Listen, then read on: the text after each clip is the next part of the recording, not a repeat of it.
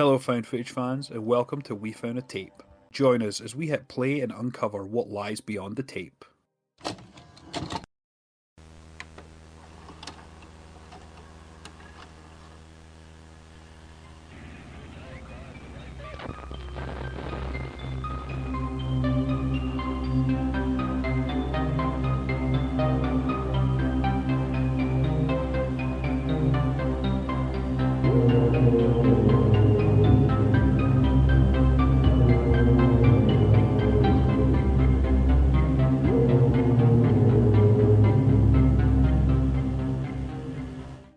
Hello, found footage fans. Welcome to another episode of We Found a Tape. Today, we're going to jet across the Atlantic Ocean, and we're going to be taking you all the way to Barcelona, Spain, for today's episode. Today, we're going to be talking about Wreck from 2007. Yeah, this one was a balls to the wall kind of movie, man. This one was nonstop fucking craziness. Oh yeah, this was. It's been a while since I've seen this. Actually, I rewatched it the other night, and it was is a lot better than I expected. Actually, a lot better than I remembered. You know, it's weird. You forget a key moment in movies that you haven't seen in a long time. So the ending for me was what I had forgotten. So like the chaos and everything in between, that I can remember. But it was the ending that I was trying to like think about before I started watching it. Like what was the ending? How did this start and everything? And it was a nice little twist at the end. Oh yeah, it's funny. We'll get into that when we when we detail the events of the film. But I totally agree with you. I'm the exact same. For me, it was not the actual ending of what happens. It was the sort of subtext and the twist, as you say, that I had forgotten about as well. Mainly because Quarantine is more fresh in my mind for some reason than Wreck, and I think Right. They're very similar. Well, Quarantine is a like for like remake Right. of Wreck, but an English Hollywood version, which I've got some notes on that actually.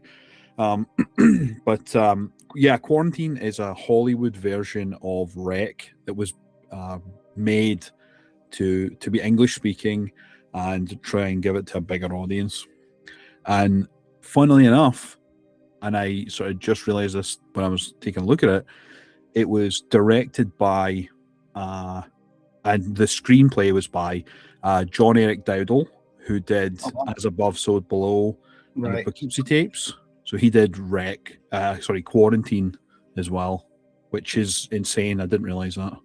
I mean, I know it's a like for like, but to be honest with you, with so many Japanese movies that they just, dub over with English voices, they could have just done this and, it would have been good. But I mean, it's a cash grab, whatever. And it was a cash grab, actually. Yeah. The budget was higher and it made more money at the box office ultimately. So, but not that much really. The original Wreck, as per my notes, I put down it had a $2 million budget, which would be in euros or pesos or not pesos, but whatever so it was.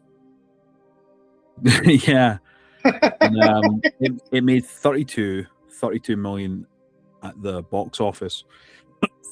The and that was Wreck. Quarantine was 12 million box off.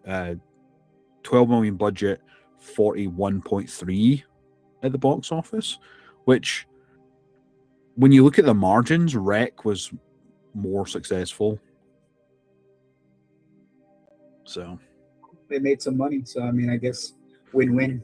Yeah, and one thing that I also found when I was looking into this was that the original directors, at least one of them, wasn't a fan of the film. He didn't like that they removed the themes that they were purposeful in doing, and they didn't like the fact that they turned it into like a zombie film rather than what it was. But the other director actually mentioned that they appreciated the fact that the film gave them a wider audience. So it made Rec that bit more popular because people were like, because obviously it would say like based on the film Rec, right? So movie fans who would go and see the movie would be like, oh yeah, I'm going to check out Rec. So it came before. Kind of like The Ring. There was a Japanese version Right. for Yeah. That's the perfect way to think of it. It's like The Ring, The Grudge, Pulse, like all of that. All of those movies that were Asian language brought over to the US, given a wider, larger audience. But I think they still credit the original as being what it is, which is good. I don't care what anybody says, man. The Asians and the Mexicans or the Hispanics, it makes some scary shit, man. And I think a lot of it comes rooted from culture, because there's so many like deities and demons and spirits and old tales and superstitions, things like that fuel movies like this, and that's what makes them so scary, because it's things that you don't see over here that you never knew existed, or what could even be like imagined. Oh yeah, no, absolutely. I know. I was thinking myself when I rewatched this. I was like, damn, like there's a lot of really scary stuff in here, and it then put me to thinking like there's so many other, like especially like Europe. Europe has such a concentrated area of just really good either scary movies or scary TV shows. There's a French TV show called Marianne. I don't know if you've ever seen that, but I've heard of it, but I've never it's seen on it. Netflix. It's terrifying. Really? It's so scary. Yes, absolutely. It's really good. It's French, and yeah, it's intense, really intense. And I think we've covered Gonjum, which is a Korean found footage film that is in foreign language with subtitles, which some people don't like because you really generally have to pay closer attention to it. But I definitely implore, if you're curious on Rec and you haven't seen it yet, since we haven't dove into it, definitely check it out. It's really intense, and one of the very best found footage movies out there. A lot of people really rate this highly. They think it's a really high quality film, which it is. So definitely, like, like I don't want to spoil this for anybody. So like, there will be spoilers going forward, but definitely check this out if you haven't seen it. Put a pause on the episode and go watch it. Do yourself a favor. I'm looking at this Marianne that you told me about. This old lady's creepy. Old people are creepy, man. Old people and kids. Oh yeah, no, that is really creepy. If you watch it, definitely tell me what you think, because it's intense. The only thing that I'm disappointed about is that it's only one season. Yeah, well, you'll see why. But it's like a mini series, right? It wasn't meant to be like a. Yeah, no, I don't think it needed to be. It was fine the way it was anymore. Yeah, it's intense. It's scary, man. So interesting. Yeah, I'll have to check it out. But yeah, since we're going to be doing Rec, it is a Spanish, however you want to say it, movie.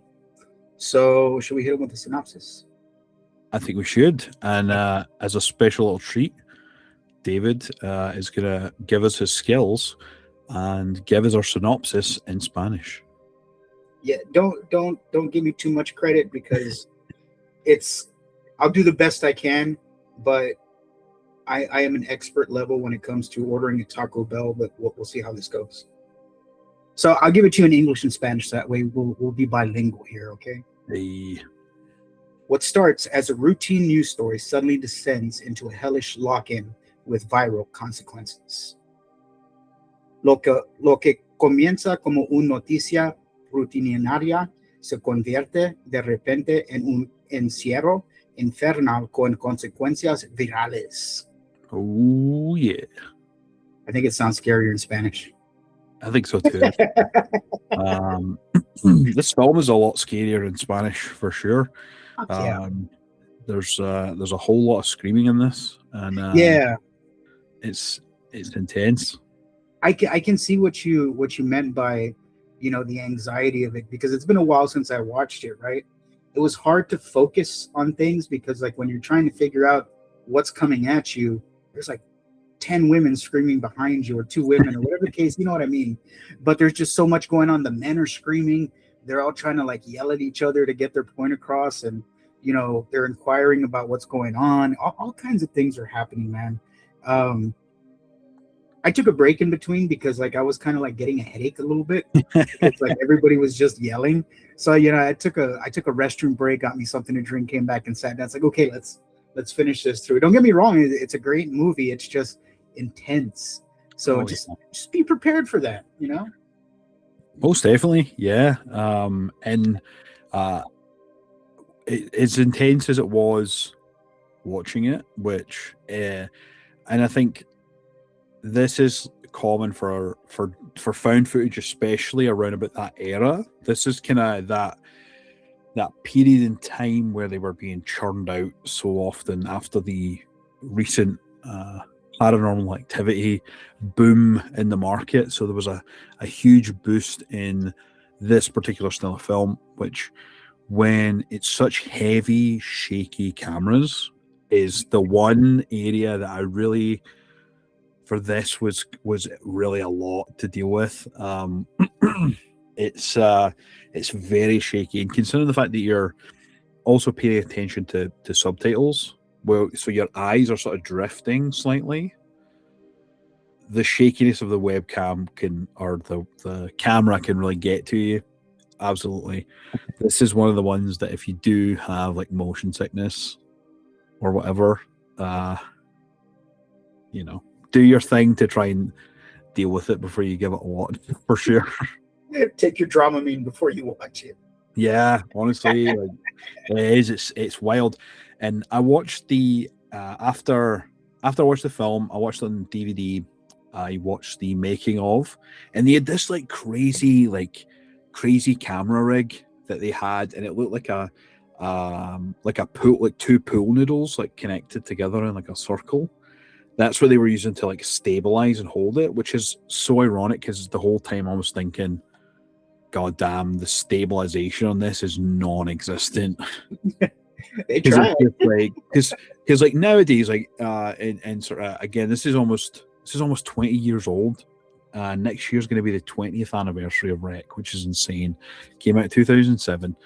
When you think of cameras now, they have all these crazy built-in stabilization, so that if you shake your camera and all that, it just sort of stays as stable as possible. With this, like, you could see them, like, it was almost purposeful in the fact that they wanted to make it so chaotic and such assault to the senses. I'll use Anthony's phrase. It's such an assault to the senses because of how like shaky it is. And yeah, they had this like crazy rig. They had a sound guy as well. They had a guy with a boom pole. So when you think of how the scenes were going and they're all running around everywhere, they also had a guy with a boom pole behind them trying to get the sound, so that he was running with them too. It was insane. Absolutely insane. I bet you that dude was all stressed out by the end of rap at the end of the day. Oh, I'm sure. I'm sure. But I mean, if you've seen other films, you'll notice that the sound guys are usually the crazier ones. Right. Yeah, So, absolutely. and they made a comment in the special features where the guy was jealous that they didn't put a sound man character in. The sound guy was like, he was like, I'm jealous, and he's just like, doing all this work, and yeah. Well, this movie, I mean, it starts out giving the camera purpose, of course, which is always great. Um, Totally. it's a news reporter and a cameraman. They go down to the fire station. They're doing a documentary. This is the day in life of a firefighter. Just the day to day, what they do and things like that. starts out normal. It's going through the firehouse, looking at things, seeing how everybody operates, what it's like when there's downtime, when it's busy, things like that, sleeping quarters, dining hall, everything, like every part of the fire station, right? And this is a quite a big fire station because there's multiple levels, there's multiple fire poles throughout the thing. It looks like a dormitory because when you're looking down the hall, there's all these doors to all the like where they stay and sleep overnight and things like that. So I mean, it's a very big firehouse. This reminds me more of like I don't know, like a convent or a dormitory or something like that, combo with a firehouse. Yeah, that's actually a very good point. I noticed that as well when when they take a cut and they like look down the hallway after they've had their sort of introduction and things like that. Yeah, I noticed that as well. I'm like, this is a giant firehouse, and the main reason I thought that is because my grandpa was a fireman when he was younger, and I've been to the fire station like countless times. So I've got to see what it's like inside and like meet the firemen and try on the helmets and the suit and sit in the fire engine and things like that. Like, so I've had the experience of doing all that, which is so great. And I can really speak to firemen are some of the craziest, some of the funniest people out there, genuinely, because especially the night shift ones who they ultimately are going to meet. Like my grandpa, for the most part, was night shift, and I mean, all the guys that he worked with were absolutely insane. They would just sit up, they would watch pirated DVDs that they got, all horror movies, like stuff that was banned in the UK, like I Spit in Your Grave and all that sort of stuff. They would sit and watch that in the fire station while they're waiting for calls to come in. We saw in this they have their dinner and stuff, which there's absolutely a canteen in the fire station, and seeing that really brought back a lot of memories for me from being a kid, being in the fire station, and it was really cool. And I could see like, and this was filmed in a real fire station with real firemen, especially that first part. There's only two that are fake firemen. We have the two actors that we see that they're following.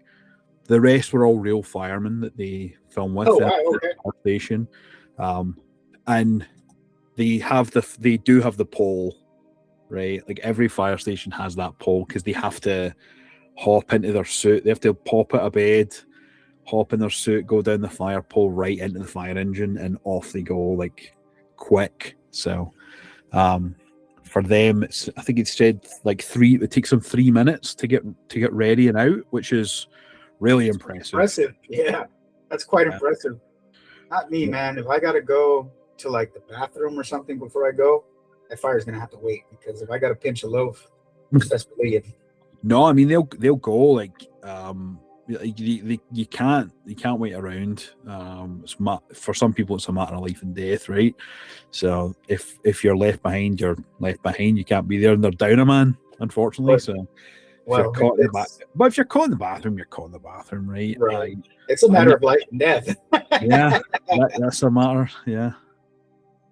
And I definitely wouldn't want to shit myself in one of those outfits. They're big baggy fucking outfits. So that thing's gonna be especially in the heat. Like if you're dealing with fires, like I was like, what the fuck is that smell? Why does it smell like shit in here? Burnt shit. Oh, it's crazy. But yeah, I really like that. I really like the fact that they filmed in a real fire station. Like you mentioned as well at the start, it really establishes the need for the camera. And as journalists, of course, they're going to keep everything rolling. And we have Pablo on the camera, and we have Angela Vidal, and she is the host of While You're Asleep, which is the show that they're a part of, that they are reporting the story for, which they make a funny joke when they're at the fire station. It's like, well, if it's while you're asleep, then who's watching it? So I thought that was funny. Yeah, man, this movie starts out, you know, like I mentioned, just normal documentary news report, day in the life, until the alarm goes off. It's time for everybody to jump into action. You start seeing everybody run out of the rooms, going down the poles. Camera crew can't go down the pole with the camera. I would try, but that's just me. I thought so too. They ran down the stairs and met him downstairs, jumped into the fire truck. Side note or side question real quick before we continue. Did they ever let you go down the pole as a kid? Not all the way down. When I was too young to do it, and it's a safety hazard. But what they would do, especially when I was a younger boy, is they would lift me up to like where the opening, like just under the opening, so it was enough for me to slide down, and they're like, hold on. And I was there a couple of times when they would go down it themselves just to like show you what it's like. And there's like a crash pad almost at the bottom, right? It's not just like straight floor. There's like a cushioned sort of crash pad so that it softens your landing. Oh, that's nice of it. Yeah, which they showed that a couple of times. And the fire station that my grandpa worked at, it was never like, there was never too many floors for them. I think the most, it was 2 floors above where the fire engines were. So if they were up the top stairs, they'd be just all like, so nice. But yeah, so I got a small taste of it. I never got to go down the full thing. I always wanted to. I'm just picturing like a little tiny John, a little kid with a beard and a backwards hat, picking him up 2 feet off the floor and just letting him slide down the pole. Yeah. That's pretty much it. Yeah. Except I had a fireman's hat on, and it was giant. It was there. These things were giant. And they're hard as a rock, even harder than that. I don't know what they're made of, but they're built to like absorb heat, impact, heat, oh, like falling debris. It's mainly to protect your head from falling debris. Like if you're in a fire and it's there's like falling brick or rocks or whatever coming down, then it's meant to like bounce off that. And it did. I mean, me and my sister used to test it. We would my grandpa had his hat at home, so we would this air tank, boom. Yeah, well, we never hit air tags, but like we would hit each other in the head, and you could feel the impact. It's not as if you couldn't, but like if you hit someone in the head with a brick when they didn't have a helmet on, you'd not come out or kill them. Fair enough. Yeah. And another point that again goes to the validity of the firefighters that they spoke with is that they do answer non-urgent emergency calls where there's things like cats being stuck in trees and That's things exactly like what I was going to say right now. It's like animal rescue, typical stereotypical, like typical thing to. Yeah, and again, it goes to the fact that the firemen are all nuts. Like, there's a number of stories that my grandpa told me. One in particular, which he had an article in the newspaper, is a woman fell down. There was a manhole that had been opened up, and she fell down it, and she broke her leg or her ankle, so she couldn't get back up, and they'd call the fire brigade, and the only person that could fit down the hole safely and pull the woman up safely was my grandpa, because he was pretty short. He was short and sort of stocky. All the rest of them were all like 6 feet. Oh, they're all giants. Tall guys, and really like sort of bigger. So they couldn't fit down. The only one that could fit down was my grandpa, and they wrote a newspaper article in the local paper, to talk about the bravery and all that. And he's told me about the crazy fires that they've been to. He's had to cut people out of car accidents. That was a common one. He said they had to use the jaws of life or the jaws of death kind of thing. There's a few times where they had to cut out bodies basically, which was insane because the cars were so mangled. It's definitely not a job for the faint heart, and one that I think it definitely deserves a lot of respect for the courage that these people have. It's really an intense job when it has to be.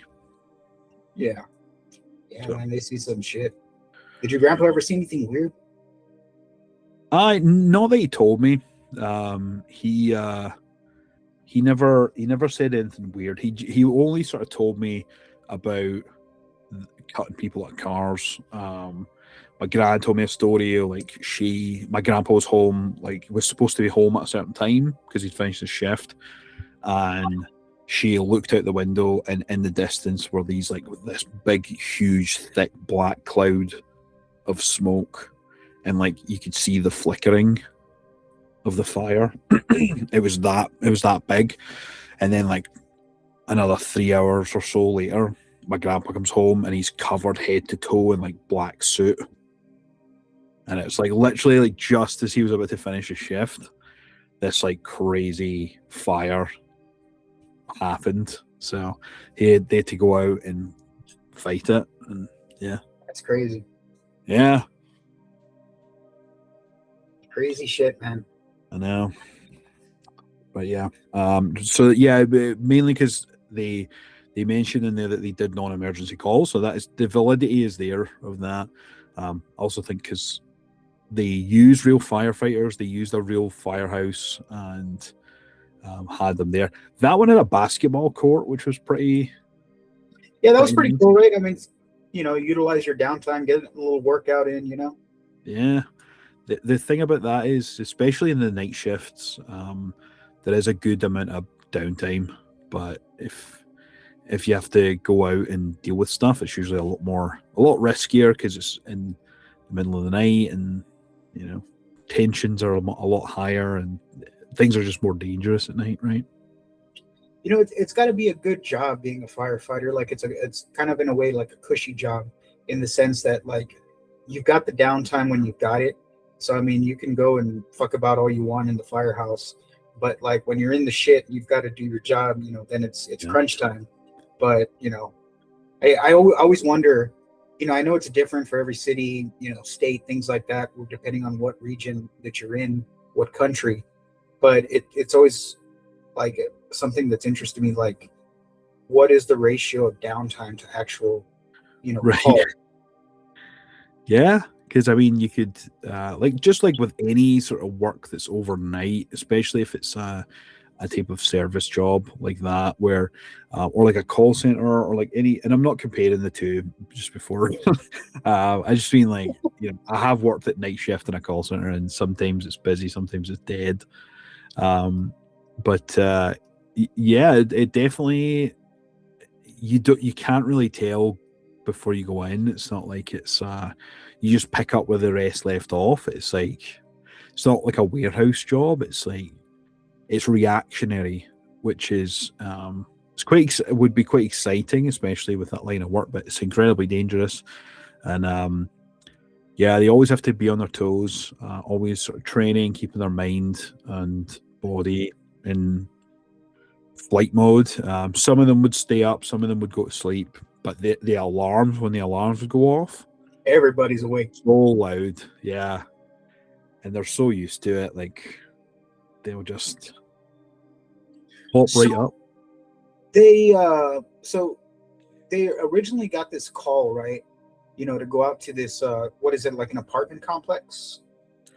Yes. They're called out as and what I understand is they're called out as backup for the police to an apartment building where the tenants of the building have mentioned that there's an old woman who lives by herself, and there's been screaming coming from the room.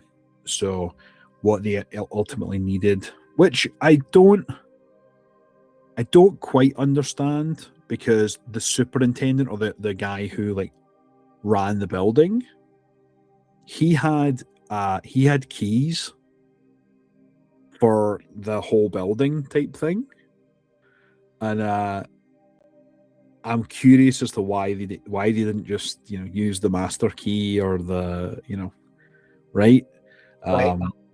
rather than get the fire engine to come out. So I just realized that they might have said it and I maybe just didn't pick it up, but that's a good point because it's actually a plot point later on in the film where they use that same set of keys in order for them to gain access to the penthouse. So I just realized that there. That'd be a little plot hole. Interesting. They may have picked up on it, but regardless, they would go out because they're basically there to break down the door and let the people in so that they can get there and see what's happening with this woman.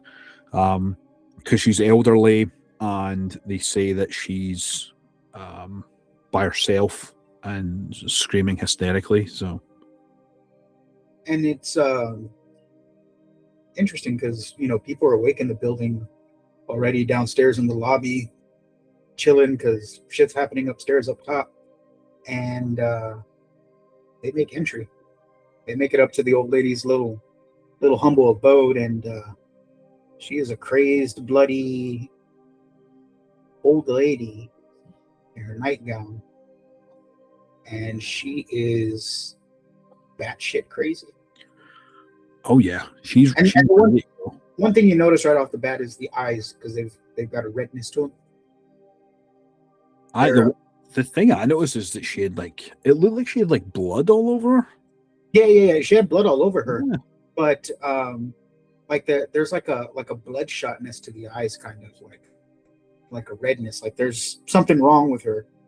Yeah, most definitely. But I think the one thing that stood out to me when I first saw, I was like, damn, she's covered in blood. So I don't know what the hell she was doing. But it was intense, and the screaming was really like she was kind of manic and just sort of wandering around and would scratch at herself, and it was intense. And and this is kind of the start of when there's numerous times where the skinny police officer guy, he fucking hated the cameraman because he was always right behind him with the camera, over his shoulder, try to film, and then the guy would have to turn around or whatever, and he'd be like, can you stop filming? Stop filming, and would push it out of the way and things like that. And it happens so many times throughout the film. I counted at least four or five times that they were just like, can you stop fucking filming? Yeah, that guy was not happy about the camera. No, definitely not. And when they're in the apartment with the older woman, that's exactly where he sees that happening. He's like, stop fucking filming, man. And it just gets more and more intense as the situation gets crazier and crazier. Well, yeah, because that guy's trying to calm her down, telling the lady, tranquila, be calm.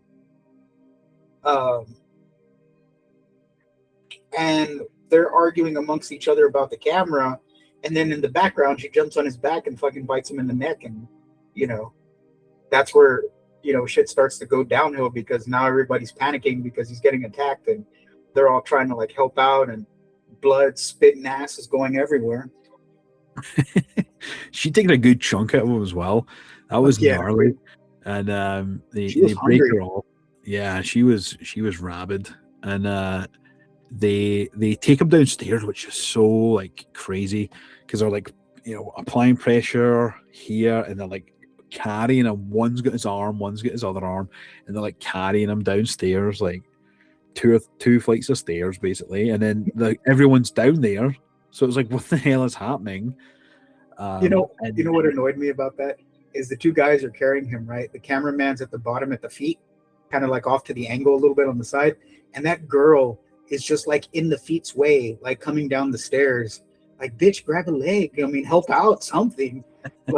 She's just there, just observing and not helping out. It's that dude ain't light. Fucking grab an ankle or something, man. Shit. Right. Yeah. No, the news people they were definitely getting in the way of everyone. She was getting in the way of everyone. He was getting in the way of everyone. It just was like it made it even more chaotic, which Right. definitely adds to it for sure. Oh, God. And what really took a turn here is the fact that when they got him downstairs and they wanted to take him out, that's when they saw at the front they were like barricading them in Yeah. with this like the clear plastic to like make like a quarantine type, so they make distance so that there's a quarantine area in between before they enter the building. They start setting that up all around and they're like, no, we can't let you out. Basically the police officer's now in charge that's in here and he's going to tell you everything going forward, and he's just like, what? It's insane. This is where it really starts to it kicks it up a notch. This is where the chaos starts to set in and the panic, because everybody's freaking out because nobody can get out. Something's happening inside. People are barricading you outside in. You're not getting any answers. Nobody's saying anything. Like, Yeah. This is where panic starts to set in, man. Wholeheartedly agree, man. Like that's where, and if I could think of myself in that situation, I would be panicking as well, because like you're not being told anything, you don't know what's happening, and it's sort of the way in which it builds a story, which I really appreciated. I really liked how they did this, where they slowly build up the story and the tension by dropping little hints and like plot points that really help bind the story together. Right. With as we then they're downstairs, they see all the other tenants as they're in the area, and there's a little girl and she's just like, she looks sick as fuck, and it was the mom kept saying she had tonsillitis, and the dad was away to go get antibiotics so that she could get fixed and healed and things like that. And when they're talking about the little girl, she also mentions that she has a dog, and her dog is also sick and at the vet, because the camera woman, obviously, or the reporter, she's sort of looking around. She's like, "Oh, where's your dog? Like, the dog's not barking or anything like that."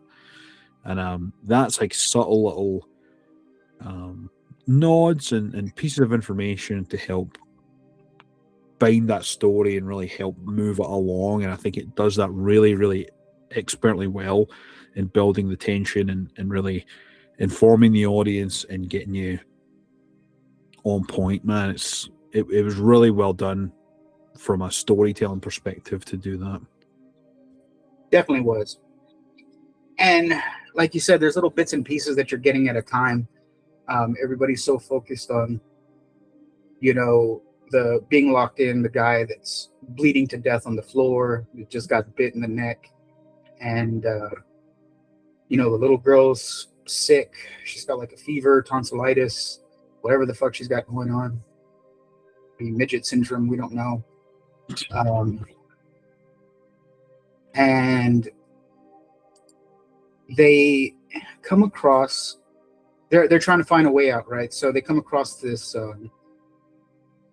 one of those drop down metal doors like you find like in malls, kind of, and it's supposed to go to like some textile plant or textile shop or something like that, and they crack that sucker open and go through it, and that's very much what it is, right? You see a bunch of machines and things like that, corridors, hallways, which is kind of weird. I mean, I know it's in Spain, but not something you would see commonly here in the U.S., or at least not where I'm from. Maybe like in bigger cities like Chicago or New York, you might see that more commonly. But yeah, it's like a change of scenery within the building. Like everything is different now, and they're trying to find their way out. And as they're trying to find their way out, they're seeing that more and more things are getting blocked off, and they can't get out anywhere. They're trying to find exits. They're telling them from the outside, please do not try to leave the building. There's a BNC protocol, and everybody's freaking out now, like, what the hell is a BNC protocol?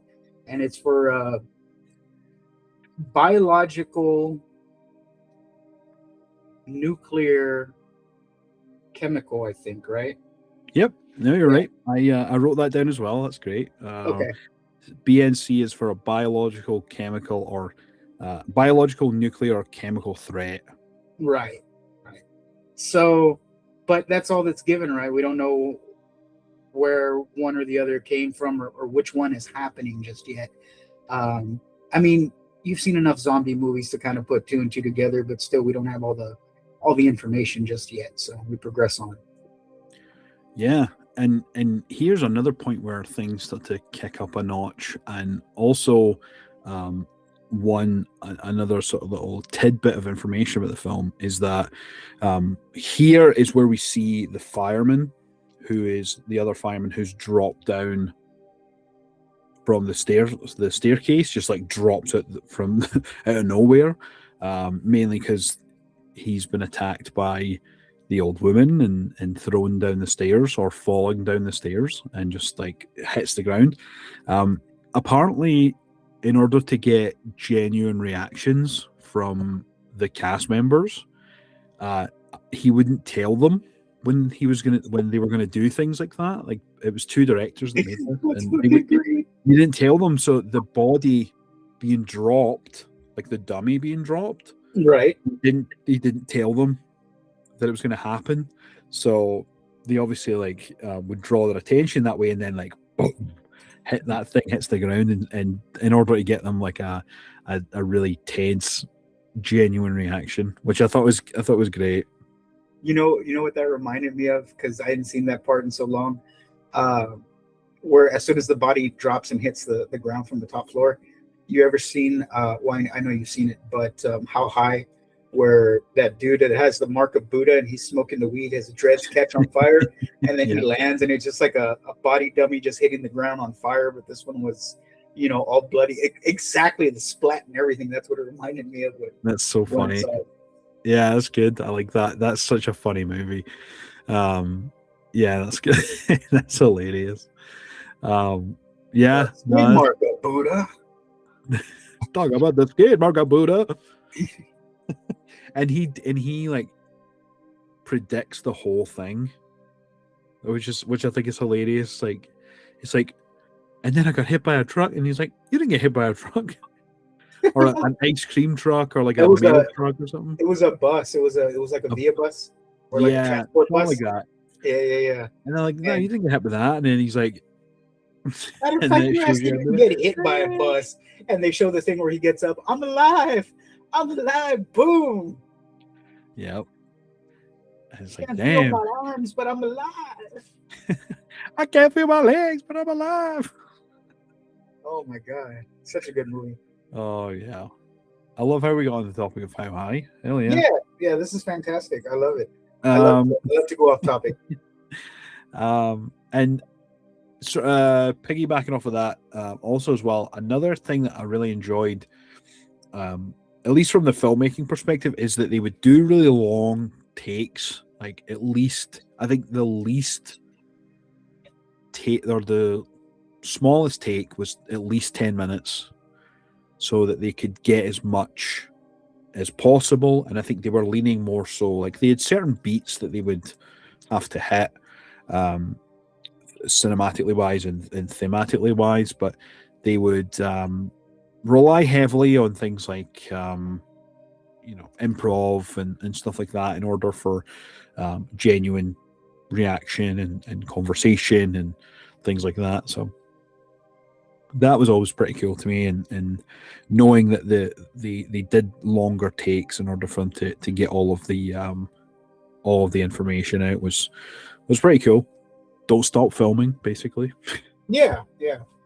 And I mean, that's great too. I mean, catch what you can, use what you can use. If it's not usable, cut it out. But to get something that unexpected. Those are always the nice little surprises. For sure, yeah. And I think it really adds to the genuine nature of the way that they're doing the medium of this film through that news report, because a real news crew would really continue to keep filming and making sure that they documented as much as possible. It then becomes less about the firefighters and more about we need to document what's happening here so that people can see it and people can understand like what we've experienced and show it, which is great. For real, yeah. This movie really is getting crazy fast. So it's just adding layer onto layer, right? Like if you didn't think what was going on now is bad enough, let's put this in, and let's put this in, and it just builds and builds and builds, man. So after that guy got bit is where I'm getting a little fuzzy. So I'm trying to link him to where the next guy got bit when they're in the textile. So basically they go back up to, because the body hits the ground, and hell yeah, the body's hit the floor, and the like superintendent or whatever goes up with them. They go in and they go to the old woman's apartment building again, and they basically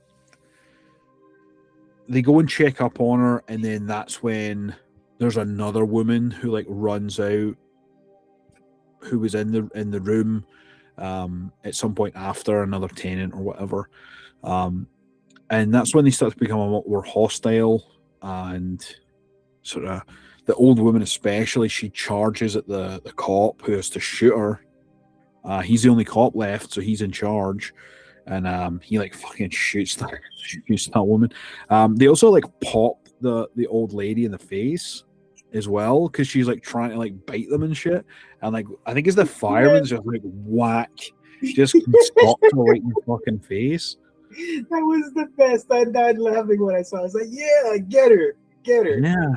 And then the guy has to shoot her. I think they also hit her in the head with the blunt side of an axe to like knock her away, like to get her off and stuff. Like, yeah, it was insane.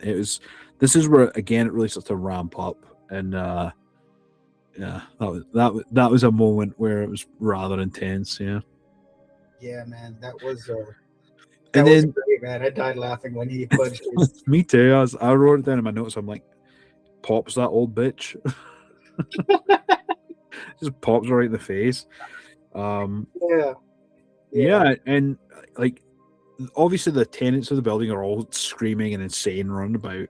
They're downstairs, and what they end up doing is they take them to like a basement area, office area, where they basically have like these tables, and they put them on the tables, and then they leave them there, and it shows you, they're trying to. They both end up dying. Like they take the fireman there, and the police chief or whatever, take them there, and that's when we again start to find out more information. They interview the kid. She interviews the kid, who looks even sicker than before. Like her lips are all cracked and shit. And they're talking about how she's doing like little interviews and stuff, and she's saying about how her dog's at the vet and her dog's sick, and then like the mum interrupts at one point, and she's just like, don't do that. We're talking to the child. The camera's in front of her. So when the camera's in front of her, you shut the fuck up, basically. So if I'm talking to you, if I say shut the fuck up, I'm talking to you.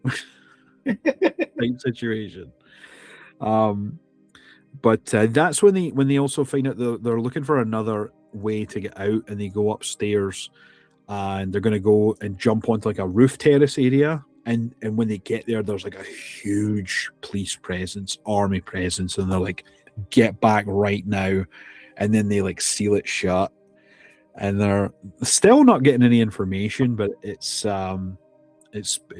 they're starting to drip feed it, and to the point where they're like, the health inspector is going to come in and survey the area to make sure that nothing's bad, and see how things are and report back to us.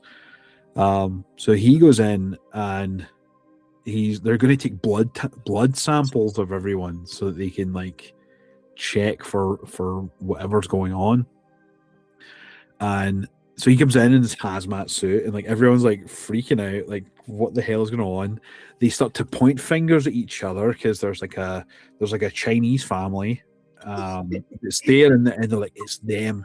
They're the ones that did this. They're always, their doors always open, and they're always making this type of food, and they eat this, and they do this, and they're like, it's them. They're the ones that did this, and Racism rears its ugly little head.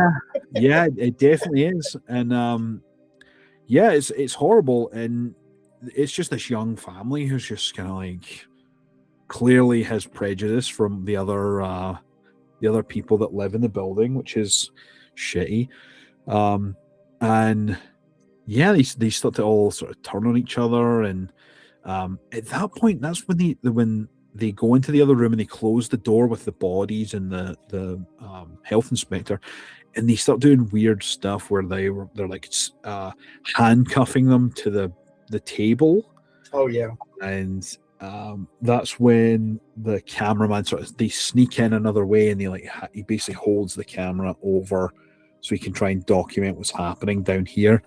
And they can't quite make out what they're saying and what they're doing, but they're like they're handcuffing him to the bed, a dead body to the bed or the table, and that's when this starts to come alive, and all the crazy stuff involved with that, which then again is another point where it wraps things up to intensify the situation, because now they're like it bites the health inspector, and like it's just everyone starts getting bit at this, but this is where it really wraps up with everyone being attacked, and that something is clearly some sort of viral thing that's being spread like a zombie disease at this point. And I think when so in the midst of all this chaos, the reporter and the cameraman end up in I guess it's like another apartment, right? And this is where the story starts to unfold a bit, as far as what's really going on, like what the origin of this shit is. Well, yeah. So just before that, that's when they put the information out where they tell the police officer, "Listen, we were led to." Right. Yeah. Okay, yeah. Okay, I'm sorry. Backtrack. Yeah. Yeah, like that's that. What you're about to talk about is the biggest twist, but like this is a good twist because what ultimately they finally get the information where they're told that there was an alarm for the BNC unit or whatever, which is basically the CDC, like the Center for Disease Control. They were flagged based on blood tests from a vet. So the dog of the young girl is really the origin of this disease. So they think it's like a form of rabies that's spread through saliva, because they found that the dog at the vet became incredibly violent towards all of the other animals and was biting them and like attacking them and things like that. So the dog was chipped. So they used the data from the chip to find this apartment building, and that's why they've reported here, basically to seal it off as a potential viral outbreak, because they don't want it elsewhere. So that's really where we see the everyone turns around to like look at the girl in that case, and she looks even sicker than before. And that's when we see the redness in her eyes, and then she fucking bites the mum and runs amok, starts like biting all these people. She bites the cop, which is insane. And he eventually turns. And so here's my question. Yeah. Before we progress on. So although like the rabies virus that has broken out and is affecting people as aggressively as animals, because it turns your aggression dial up to 1,000, because they stated that it took like several tranquilizers before they could put the dog down and then put it to sleep. So I mean, it was amped up. Like that dog had more than normal strength than a normal dog would have. But so the dog spread the virus, but the virus originated from the girl. Well, I think, but that's what they're looking at right now because they see the girl sick. They're saying the dog bit the girl girl has rabies, but you don't really start to think that, was it the girl that started it or was the dog that started it? yeah, for sure. That's where it's in that point where you kind of have to do a bit of a guessing game. Like, it's probably more likely the dog got it and it mutated. It mutated for the dog. It's probably slower reacting, and the girl, I don't think it bit the girl, but I think because it's passed through saliva, it was probably licked the girl, and she got it that way. Because it was everyone else was a lot quicker in terms of changing and mutating and becoming this zombie-like creature. But the girl, it was taking a while, so I think it was metabolizing slower there. Probably because she wasn't bitten. Because if you're bitten, it goes right into your bloodstream. Because the saliva is like right there. It breaks the skin, goes into the blood. It's right there, and then it just like zips through. I think when it's licked or whatever, I think it's probably a bit less of a turnaround time or more of a turnaround time, if that makes sense. So my understanding was that she was probably licked by the dog because there was no bites. You didn't really see any bites on the girl because that would have been immediately like the mum would have been like, oh no, like you've been bit, right? Put two and two together. I think she's probably the dog's licked her and came into contact that way and infected her. That's my understanding of it. That may not be the case. The bigger question is sort of where does that come from in terms of the story here? And it's that particular part that I think it's for the story is quite genius. It's a good plot changer, but to me adds a few more questions. Right. So, yeah, as we progress through, everyone starts to be bit and changed, and ultimately, the only two people left at that point are the cameraman and the reporter. And one of the more intense scenes of the film, which I love the shot that they did where they look over the banister and they look down and you could see like all the floors, and the point where they're trying to get to the penthouse because they hear, they were told that there's a penthouse but there's no one in it. It was purchased, but no one is ever there, so it's locked right now. So they end up getting to the penthouse and they'll unlock it, and there's no electricity. But just before that, they look down the banister and they see all the fucking zombies like running up the stairs, and these are more sort of 28 days later, like rage type zombies, where they've got the red eyes and they're fast and they're very rabid looking. So they're all sprinting up the stairs, and they've got this big giant ring of keys, which I was amazed that they were even able to get. Like, I think it must have said penthouse because they were able to get it, like, and then get in and shut the door before they could break in, which was one of the most intense scenes of the film for sure. Well, yeah, when you got shit like that coming at you a million miles an hour and you're coming down to the millisecond to try to get to safety and shit, yeah, that's definitely intense. Yeah. And yeah, and this is where it really takes a dramatic change and adds a layer that I didn't quite expect. And it caught me off guard because, again, I hadn't seen it in a while, and I was more familiar with the quarantine which is Right. the American remake, which it takes out this subtext, which I think probably does it a disservice. I think because I thought it was quite expert when it came to it, because you didn't expect it to be what it was, and particularly is like they couldn't turn any of the lights on, so they get the light from the camera, and immediately you're like, something's fucked up in here, because as soon as they turn on the light, you see she's like there, and she's surrounded by pictures and like newspaper clippings that are all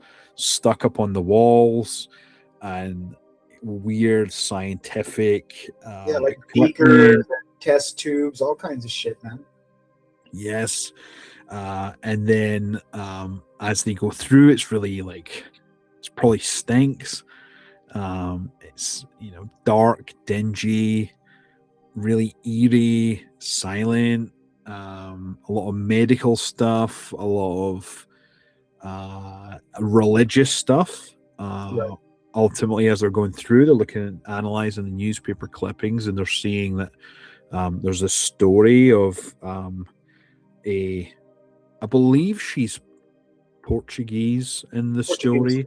Yeah. Yeah, and it's a story of a little girl who was possessed by a demon, and ultimately, as they go through the penthouse, they come across audio recordings, and they tell the story of they've been keeping this girl who's heavily possessed by a demon in this room in order to basically carry tests out and try and come up with a cure in order to try and rid her of this illness.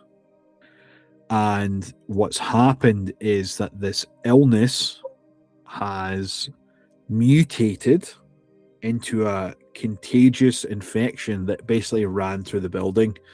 So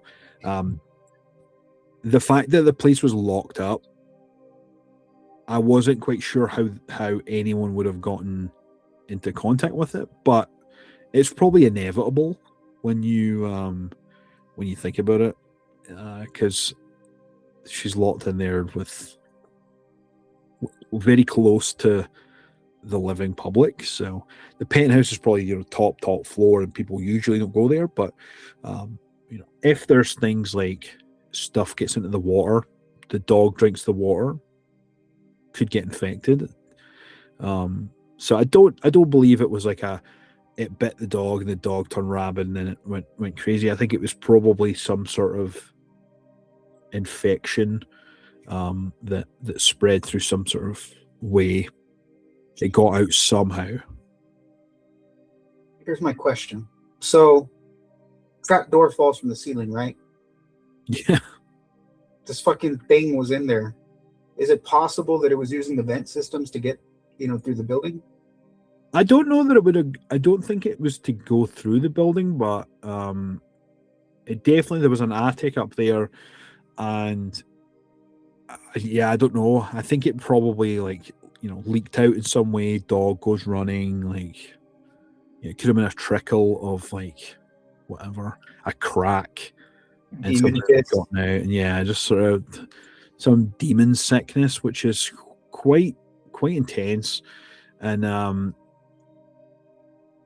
yeah, with that, we see a lot of things where it's talking about there's orders from the Vatican, and it's like the guy who was living in the penthouse, or they had taken the penthouse, was from the Vatican Church, and they were dealing with a demon, and all their papers and all the pictures and all the science involved, this has been some insane scientific experiment of the most insane degree for them to get to that. But the fact that it's coming from the Vatican, and they're really it goes to show they're probably really desperate to get this, because it was really quite an intense possession, as we then see that the girl who is played by, which is insane, Javier Botet. I don't know if you're aware of him, but he is he's an actor who plays a lot of different creatures and monsters, just Oh because wow. he has like a weird, like, kind of like Doug Jones and the new guy on the scene who played the alien in Alien Romulus and Oh yeah. the They've got a pirate. very odd body structure. Yeah, so he's really tall, lanky. He has some a specific syndrome that he has that makes his body all like sort of gangly and weird, and he uses that to his advantage. And he is, super tall, and he actually plays the mutated girl that we see who's like wandering about like. So he plays her, and yeah, like it was. That was crazy to me, and some of the stuff he's done, like he was. Did you ever see the movie Mama? Yes. He's Mama. Oh, okay. Okay. He's in Crimson Peak. He was in the Conjuring 2. He plays the crooked man in Conjuring 2. Oh shit. He plays the hobo in It Chapter 2. You know, the, Yeah. yeah. He plays Slender Man in the Slender Man movie.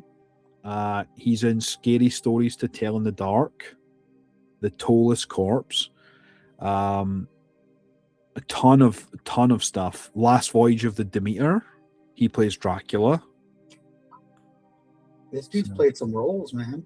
Yeah, he was the movement artist for the motion capture for Alien Covenant. He was in Game of Thrones. He's been in Star Trek Discovery. Yeah, he just plays monsters. I think everybody's played a role in Game. I think I was in Game of Thrones one season. Hell yeah. But yeah, that's where it really like. It's such an insane twist, and for such a chaotic film to have such a way to sort of still keep the story interesting and still do that twist ending was really brilliant. And we then see the demise of the cameraman as he switches to night vision because they break the little kid up in the ceiling, which I didn't realize why the boy was there. That I don't remember. I don't know if it was another little test subject or whatever, but he breaks the light on the camera, and that leads him to then turn on the night vision, which is the most famous part of Wreck, is where they're going through with the night vision, and that's when we see the creature, and it's like following them and trying to find them because it can't see properly. So it's using sound to pick them up, and that's when he finally catches the cameraman and just beats him to death with a hammer, like a mallet. I think it's a hammer, which is fucking brutal. To be honest with you, man, if that thing hadn't turned around and looked at me, I would have gone for the old Ric Flair eye gouge. I'm like, ah. Oh yeah, the sweet chin music, that motherfucker right in the face, man. Oh, shit. And I just hit them with the old HBK. Yeah. Yeah, fuck that. And then we get the iconic scene at the very last frame where Angela is on the ground, like right in front of the camera, and she's just sort of like heavy breathing, and you hear like the weird noises in the background, and then suddenly she's just whisked off. And that's how they cut it and end it that way, which is so good. It's such a great ending. And that whole religious overtone was cut from Quarantine, which I think it's such a valuable part of Wreck. Right. Maybe because it was, religious in some way, they didn't want to have that connotation. Maybe the people that made it, they weren't religious. They didn't want to have that. They just wanted to do a straight up zombie movie. But it's miscategorized a lot as a zombie film because of Quarantine, whereas really it's actually a possession.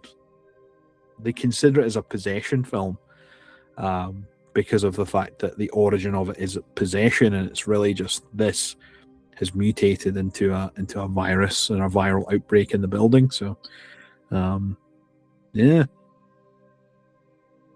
Yeah, man, that movie had no chill whatsoever. And no chill, zero chill, man. Oh man, I can only imagine if I had taken like 3 or 4 grams of shrooms, how intense that would be to sit in the dark and watch it. Oh yeah, I didn't watch in the dark. I think I would have really scared myself if I watched in the dark. What I've been seeing online, like on TikTok videos, that's really cool that I want to try and do. Um, so let's say you have your TV set up like on a TV stand, things like that. Um, it's in the middle of your living room. They've gotten these LED lights that go in the back and the sides, not only on the TV but like on the sides of the stand and stuff, and you can sync it to the Oh, the music and scene. yeah, the scene, and it lights the scene. Can you imagine just with all that chaos, like how that would be? Oh, it'd be like the blood rave and fucking Blade.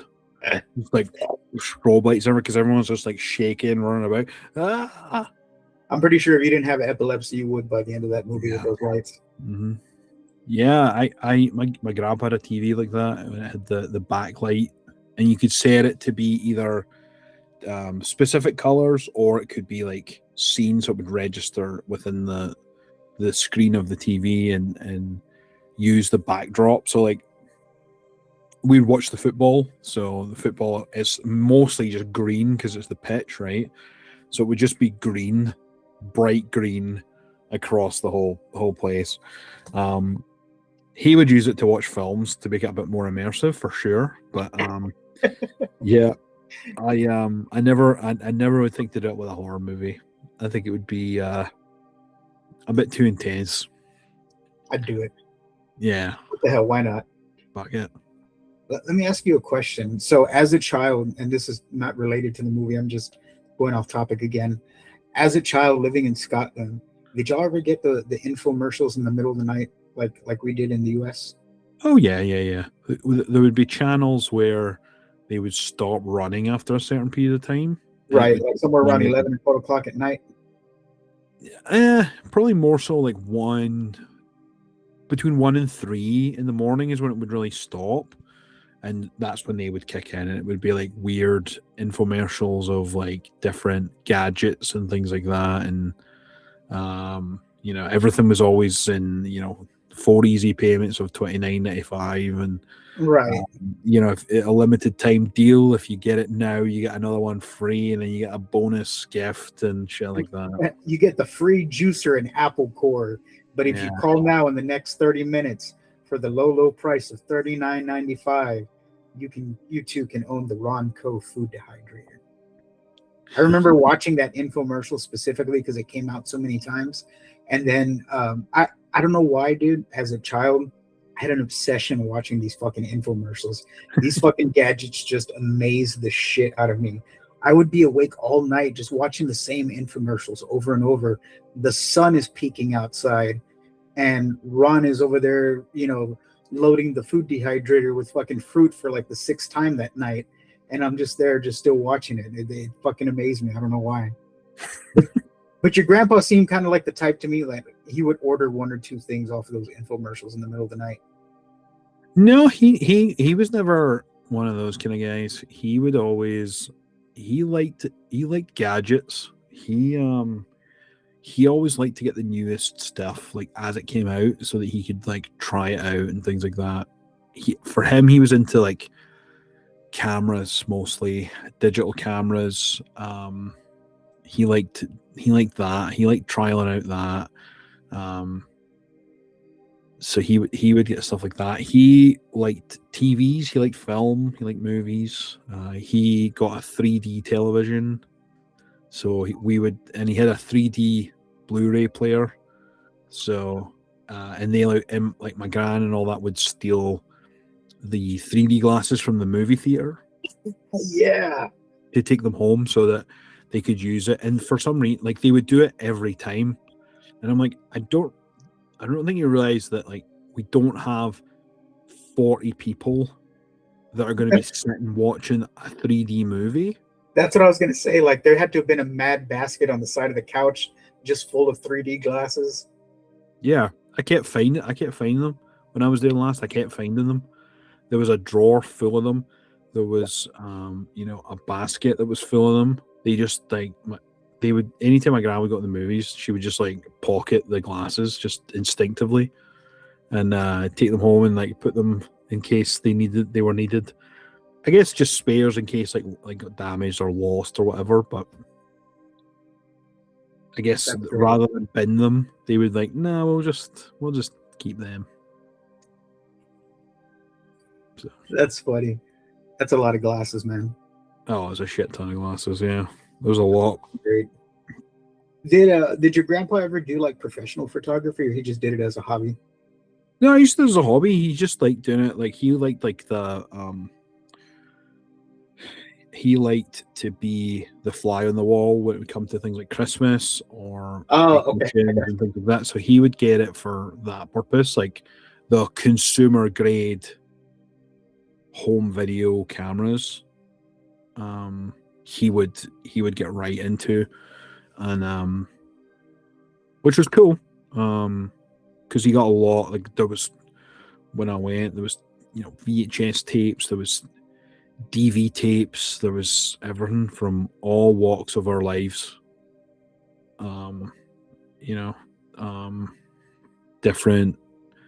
Different holidays, different occasions, different Christmases, and he was always there. Like usually when Christmas, he usually was working. He was usually working Christmas Eve or whatever. He was never usually off for Christmas Day, but or never usually working for Christmas Day. But he would always usually be working Christmas Eve, and we would have to wait in the morning for him to come home so that we could go and open our Christmas presents and things like that. And he was always the first one in the room to they would like lock the living room door, and when he came home, yeah, like they would lock the living room door so we couldn't go in and start. Oh, I got you. So they would basically lock us out the living room, and then when my grandpa would come home, he would come in, he would go and take a shower, get changed, and we'd have to wait, and we're just like, come on, Grandpa. It's like, just keep the fireman hat on. Let's just do this, man. Yeah. Fucking breaking down the door like crowbar style. I can just swing open the shower curtain. Put some shorts on. Let's go. It's enough. Quit playing around, old man.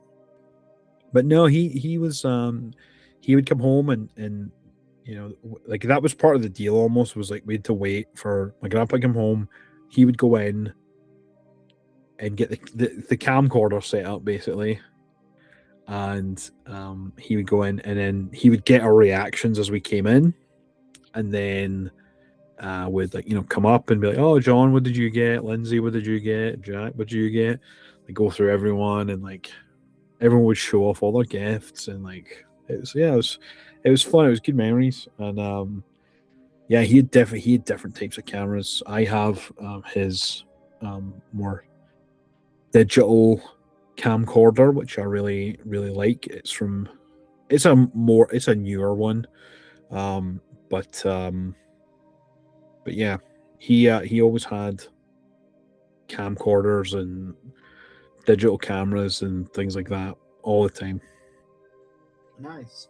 I could really see as much as he watched films, horror, things like that. Like if he had been into it in his younger years, if found footage was what it is today, then I could see him making a found footage movie. I mean, he would be. Yeah, I feel like if he really wanted to, he could have done it. He was more he liked to just stay in the background and just like not really just shoot stuff, just because he liked to just be in the background and just sort of be there. He was never the one in front of the camera. He was always behind it. The odd occasion where they would do especially when they went to Florida, he would do a tour of it was common. Like we just expected it every time. He would just go around with a camcorder, go and show every single room, the kitchen, the living room, bedroom, bathroom, and then it would get to the point where he'd get to the bathroom mirror and he would stop and he would just do like a smile or something, make a silly face, and then he would just continue on. Yeah, it's just I don't know. He was a weird guy, but yeah, he was the best, and yeah, such a huge role model for me, which I think was just it was really I got to think of him a lot when I watched this film, and even though it was Spanish and all that, like I probably would have the same sort of thought Gave you watching a lot of Quarantine as well.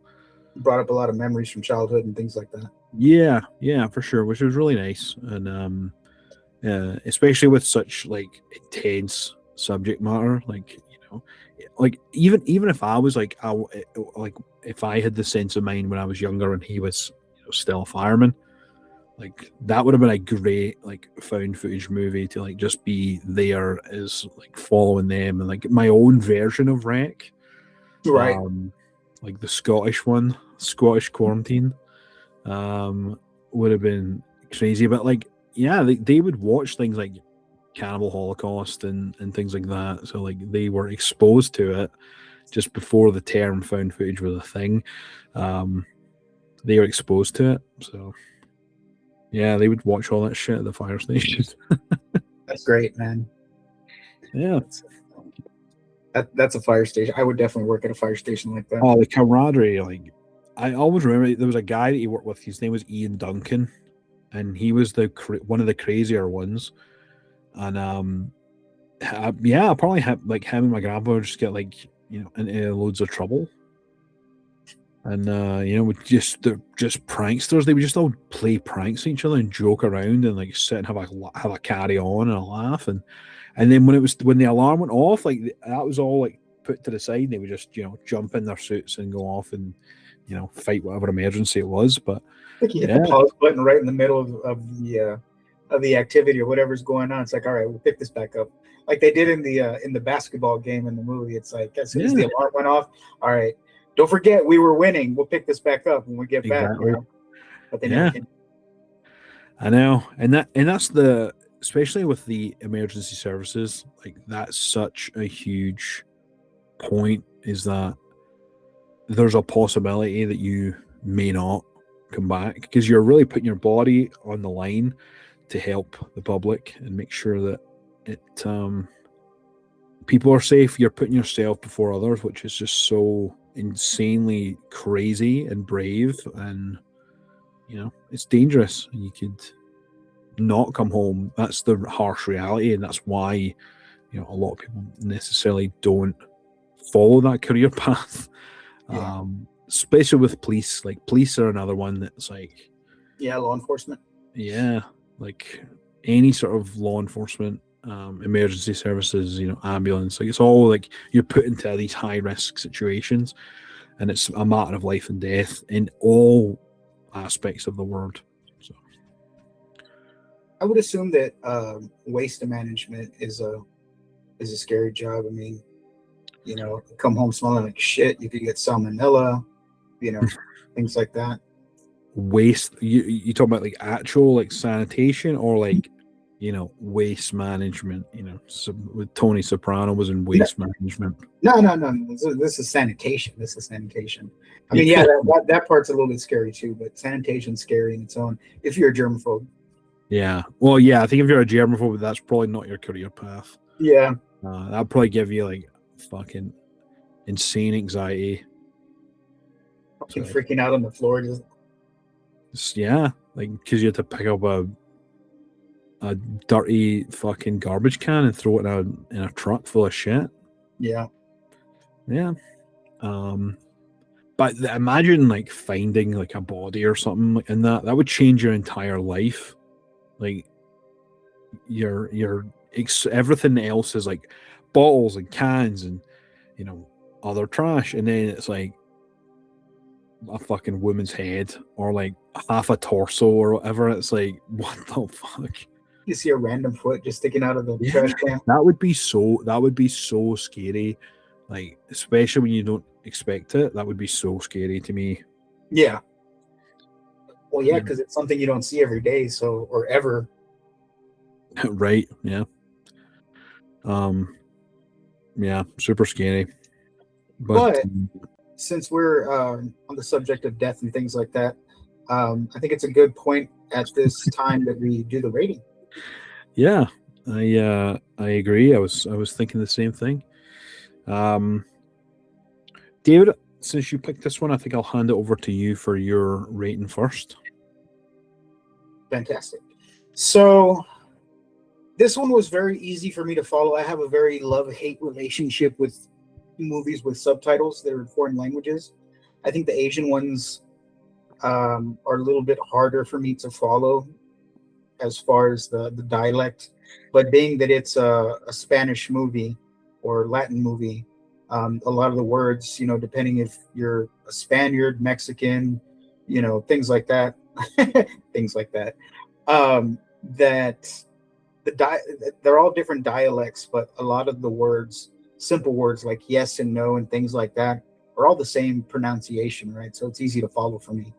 But this movie was chaos and like nonstop. The only slow part was the beginning when it was the introductions, what they're doing, what the whole purpose of this camera and reporter is going to be about, with the firemen. But just nonstop balls to the wall. If I could compare it to something, it's like you said, it's like 28 Days Later with rabies, and I'm all for it. It's a great movie. I mean, it tickles all the senses, like you said. I liked the plot twist at the end where it just wasn't a viral thing. It didn't start out as a viral thing. It was very paranormal or very religious, tones to it. But with all that being said, I had a great ride with it. Coming back and watching it later. Now I have the plot twist at the end fresh in my head. It's great. I love it. So for me, I think I'm going to give it 5 takes. Yeah, that's cool. I definitely agree with you there, and it's funny you mentioned there about how the slow part was at the beginning. You could feel that through the characters because they're sitting there like, as a couple of action journalists, they're wanting to get action and like really get like crazy story so they can make it more popular or whatever, get ratings and things like that, make the news or shit. But they really got be careful what you wish for is kind of the thing with that opening part, because they're like, oh, I really wish that there was a call coming through now. I wish these alarms were going off, and I'm so bored. Like, well, you got your first and your last goddamn alarm. Yeah. you got your wish was true and realized there. That was intense. Yeah, I like that. Yeah, I agree in a lot of it. I think the refamiliarization of the twist ending for me really helped to bump it up. I think I had a broader appreciation of it because of that. Yes, it was balls to the wall, intense from start to finish.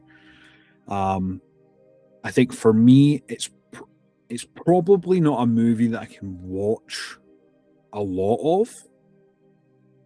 So that to me is gonna I'm not gonna give it 5 tapes. I'm gonna give it 4 tapes. And the reason for that is the shakiness of this is really quite. I forgot how intense it was, and the screaming. And I'm not familiar with Spanish, and it's a lot of like really intense, sort of like really like as if they put the camera on a steering wheel is how it felt, which I understand, and for some people that really adds to the effect, but it can be quite difficult to sit and pay attention to as you're looking at subtitles. That kind of like I did find myself getting a bit of a headache from it. Same way Blair Witch. If you watch Blair Witch in the movie theater, you're going to get a headache. If I saw this in the movie theater, I'd probably throw up. Yeah, it's intense, man. And but I think from a character perspective and the story building and the way in which it systematically amps up in tension throughout, all the way to the very, very end.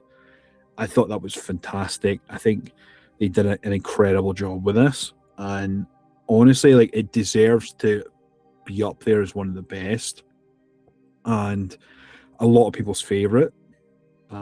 When I posted that we're going to be doing this episode, we did have some people that are like, "Oh yeah, this is great. This is the best."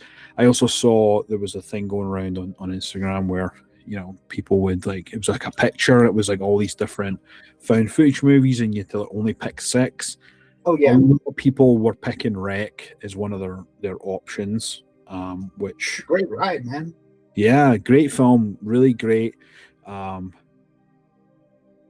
understand why they made Quarantine. I understand why they did it, to bring it to a broader audience. They basically, you know, did what they did with The Grudge and The Ring and brought it to a broader audience, which kudos to them.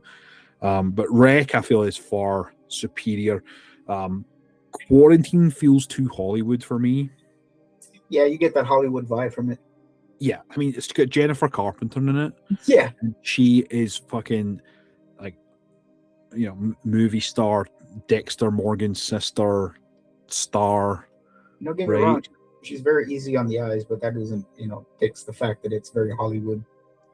Yeah, it definitely feels Hollywood. There's a lot more Hollywood, like, there's a lot more actors in it. I think Joey King plays the girl in Quarantine. If I'm correct, let me double check it. I'm pretty sure she does. And yeah, Joey King. Joey King is, she's another big Hollywood actress now, but she was younger at the time.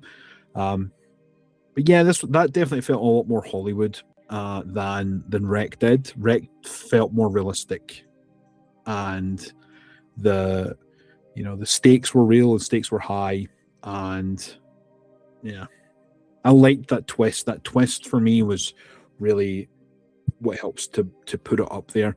I think a reason I'm not giving it a 5 is just because it's probably not one I'm going to watch too often. That's just too. It's too intense. And too intense, yeah. Especially if you're like, if you put it on, and I found this out multiple times. If you put it on for background, it's not a good idea, because it's just screaming and shouting in Spanish, and you don't know what part you're at. And especially if you're, like, having a couple of puffs and you're trying to, tidy up around the place, that when there's a bunch of people running around a building in Spanish screaming for, screaming bloody murder, then yeah, it can be a bit intense. Maybe it's just more at home for me because, it's common for me to hear screaming in a Mexican house. It probably feels more. I could probably do some cleaning and things like that while it's running because, it's just like, this is a normal day for me. Yeah. One actually, so just when I was looking up the cast there for Quarantine, I mentioned earlier that Javier Botet was the infected girl in Wreck. Doug Jones, who is another actor in the same vein as Javier Botet, plays any type of monster. Played Billy Bones in Hocus Pocus. He plays the infected man in Quarantine. Oh wow! Okay. Yeah. And they're in the same similar circles of, monsters, creatures type thing. So nice. Hey, yeah. nice little extra something there. So Little tidbit, yeah. And also, I mean, Wreck did very well. It deserves its praise. It made 3 other sequels. Which is insane.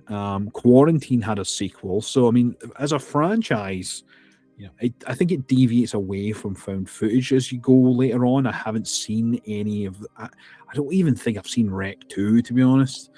And if I have, I don't remember it. Yeah.